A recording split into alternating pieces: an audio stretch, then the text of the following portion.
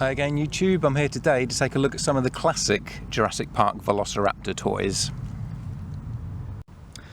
I'll start off with this one here, and this is JP03, so he's really one of the original ones.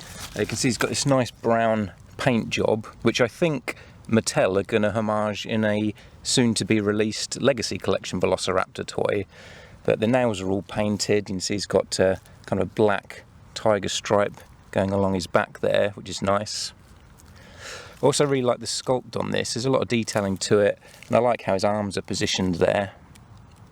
And he got a really good sense of balance. I mean, it's hard to demonstrate it out here, but on a flat surface, I've never had a problem balancing him, even though he's got quite small feet, as you can see there. Now, articulation-wise, the legs both move forward and backwards, as do the arms. The tail swivels, though it's a bit pointless because it doesn't really look right swiveled around like that. And his head, if you press his legs together, his head moves forward there in a kind of a striking action, and his mouth opens.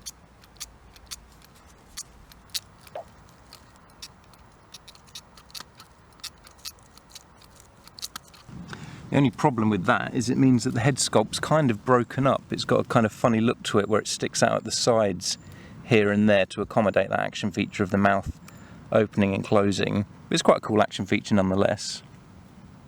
Now, this mould was also reused for the Lost World Jurassic Park toy line. It was just a slightly deeper, kind of darker brown colour, but I don't have that version. I wouldn't mind getting it one day, even though I don't normally like repaints, just because it's part of the vintage line and it's nice to build up a bigger pack of Velociraptors. Now, the next Velociraptor we have here, which is also from the first film's toy line, is JP10. And he's got a little picture of a kind of bone Velociraptor's foot there. Now, this one's got a orange paint job with a kind of darker orange along the back there and white along the bottom. And his arms are posed more in a grabbing position there, and you'll see why in a bit. His mouth doesn't open or close, it's kind of posed just in this open position, sculpted that way, but I think it looks nice. And once again, this one has a perfect sense of balance once you've got him on a flat surface. All the nails were painted as well when you get this. Now, articulation wise, only one of his legs really moves forward and backwards, and that's this one here. The other one only moves backwards when you're using the action feature. Really, you can't move it kind of forward on its own. His arms, however, do move forward and backwards like that. The tail doesn't swivel on this one, it's a bit tighter than the other. The action feature on this guy is that if you pull his legs back, he makes that screaming noise.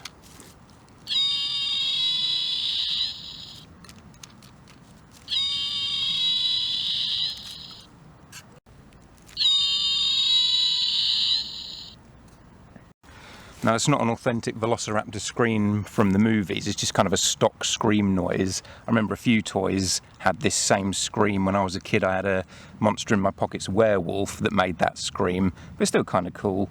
It's basically an original movie's version of the Roarivores from the new Mattel line.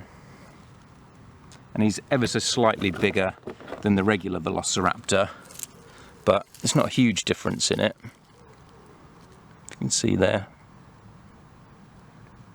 And now the last Velociraptor I'm going to talk about is from Jurassic Park 3. Now, I didn't buy any of these toys when they first came out because I just didn't think they looked very good. I just got this one off eBay a few years ago because it was cheap. So the action feature doesn't really work all that well on it. The spring's kind of gone in it. But I like the pose of this guy. I like how his legs are positioned. I like how his arms are positioned there. I like the tail's kind of swung back like that. He's got a kind of unique look to him with how he's posed. I really like the paint job as well. This green with kind of darker green spots and brown on there. He looks really nice. By Jurassic Park 3, they didn't have numbers anymore. It was just the JP3 logo on the side there. The main problem with this guy, though, is that from the front, he looks kind of fat. I mean, he's kind of pear-shaped, and I don't know if that's to accommodate some kind of action feature in there, but I don't like how fat he looks. He needs to be more kind of thin and stealthy like the other two. But other than that, I do like this guy. Now, I don't know how to activate the action feature. The legs on this guy both move back and forward, arms move up and down, and the tail swivels, but none of those things seem to activate it. The only way I can seem to do it is just manually pushing his head forward. And it does the same thing as that brown Velociraptor, where the mouth opens as the head lunges forward. Now the spring's kind of gone in it, so it doesn't work all that well on my one, but you can just about see it there. Now that also causes the head to be a bit weird looking because of how the hinges go around there, but it's a bit thinner and more flush around the neck than the original one. However, on mine, and this may just be because this one's second-hand and a bit broken, the top of his skull doesn't really line up with the bottom. You can see there it kind of goes off to the side a bit, so I have to keep pushing it straight, but that may well just be because the spring's gone in mine. But I thought I might as well get one, because you've got to have at least 3 Velociraptors to have a pack, so I wanted to get one that was a different sculpt from my other 2, so I thought I'd give this JP3 one a go. Well, thanks again for joining me for just a quick look at some more of the vintage Jurassic Park toys, and I'll catch you in my next review.